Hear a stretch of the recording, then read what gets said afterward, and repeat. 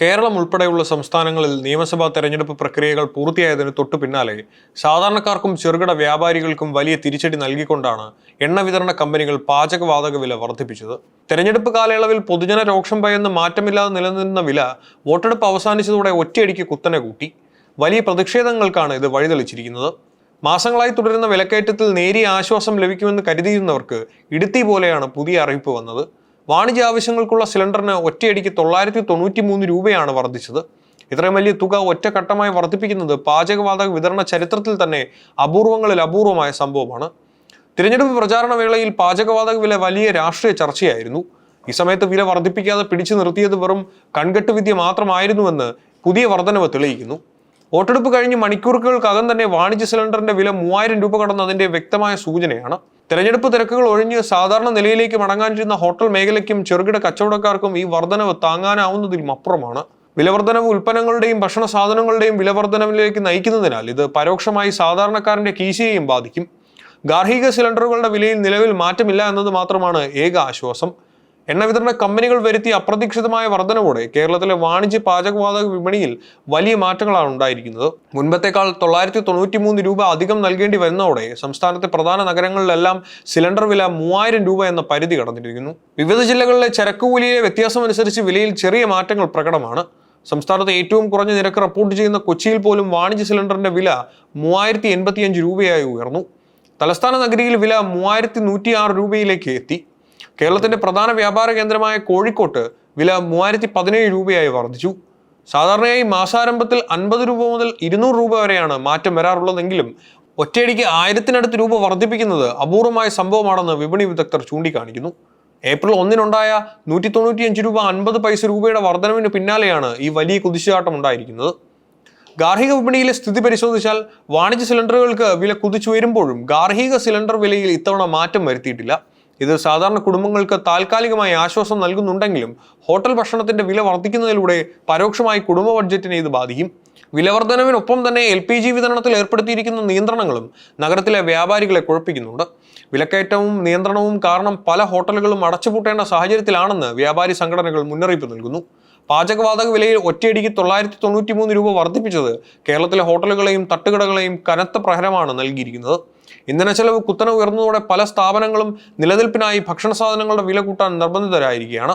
പാചകവാതകത്തിന് ചിലവേറുന്നതോടെ hotel വിഭവങ്ങളുടെ വിലയിൽ വലിയ മാറ്റമുണ്ടാകും. ചായ, ലഘുഭക്ഷണം തുടങ്ങി ഊണിന് വരെ 5 മുതൽ 20 രൂപ വരെ വർദ്ധിപ്പിക്കേണ്ട സാഹചര്യമാണെന്ന് ഹോട്ടൽ ഉടമകൾ വ്യക്തമാക്കുന്നു. വില കൂട്ടുന്നത് കസ്റ്റമറുടെ എണ്ണത്തിൽ കുറവുണ്ടാക്കുമെന്ന ആശങ്കയും വ്യാപാരികൾക്കുണ്ട്. തെരഞ്ഞെടുപ്പ് കാലത്ത് വോട്ട് രേഖപ്പെടുത്താനായി പശ്ചിമ ബംഗാൾ, ആസാം, തമിഴ്നാട് തുടങ്ങിയ സംസ്ഥാനങ്ങളിലേക്ക് പോയ അതിഥി തൊഴിലാളികൾ പൂർണ്ണമായും മടങ്ങിയെത്തിയിട്ടില്ല. ഇത് ഹോട്ടലുകളുടെ പ്രവർത്തനത്തെ സാരമായി ബാധിച്ചിരിക്കുകയാണ് വിലക്കയറ്റം കൂടിയെത്തുന്നത്. വിലക്കയറ്റത്തിന് പുറമെ LPG വിതരണത്തിൽ ഏർപ്പെടുത്തിയിരിക്കുന്ന നിയന്ത്രണങ്ങളും ഹോട്ടൽ ഉടമകളെ വലയ്ക്കുന്നുണ്ട്. സിലിണ്ടറുകളുടെ ലഭ്യത കുറഞ്ഞതോടെ പലയിടത്തും ഉച്ചഭക്ഷണത്തിന് ശേഷം ഹോട്ടലുകൾ അടച്ചുപൂട്ടേണ്ടി വരുന്ന അവസ്ഥയാണ്. കെട്ടിട വാടക, വൈദ്യുതി നിരക്ക് വർധനവ്, സാധന സാമഗ്രികളുടെ വിലക്കയറ്റം എന്നിവയ്ക്കിടയിൽ പാചകവാതക വില കൂടി 3000 രൂപയ്ക്ക് മുകളിലെത്തിയത് ചെറുകിട ഹോട്ടലുകളുടെയും തട്ടുകടകളുടെയും നട്ടലൊടിക്കുന്നതാണ്.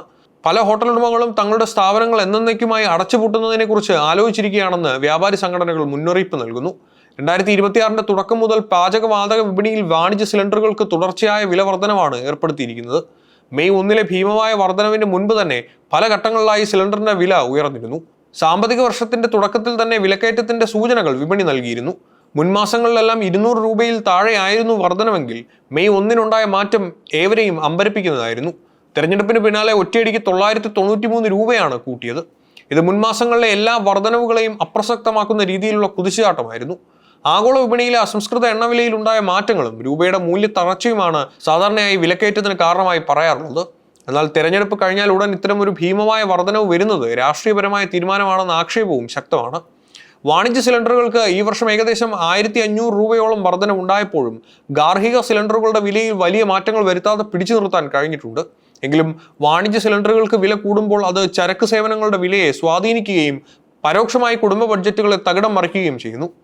വാണിജ്യ സിലിണ്ടറുകൾക്ക് ഒറ്റയടിക്ക് 993 രൂപ വർദ്ധിപ്പിച്ചത് നേരിട്ട് ബാധിക്കുന്നത് വ്യാപാരികളെയാണെന്ന് തോന്നിപ്പിക്കാമെങ്കിലും ഇതിന്റെ യഥാർത്ഥ ആഘാതം വന്നു നിൽക്കുന്നത് സാധാരണക്കാരന്റെ കുടുംബ ബഡ്ജറ്റിലാണ്.